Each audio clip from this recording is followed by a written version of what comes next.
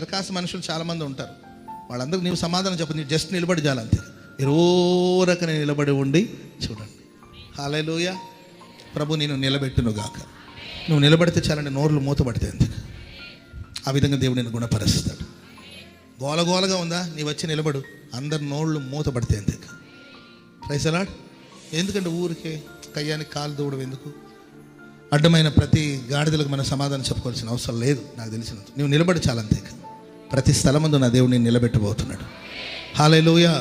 నువ్వు నిలబడతావా, వాళ్ళు నోరు మూతపడుతుంది అంతే. ఏదేదో వాగుతూ ఉంటారు కొంతమంది, మనం ఎంటర్ అయ్యామనుకోండి అంతేక నోటి మీద ఏమైనా చెప్పండి బ్రదర్ అంటే, వచ్చావుగా స్వామి, ఇంకేం చెప్తాలే స్వామి అంటారు. నేను నిలబెట్టి దేవుడు సాటి మనిషికి వాళ్ళ నోర్లు మూతపడతాయి. మీ బంధువులు వాగుతున్నారా, నువ్వు నిలబడి చాలు. ప్రభు నేను నిలబెట్టబోతున్నాడు అంతే.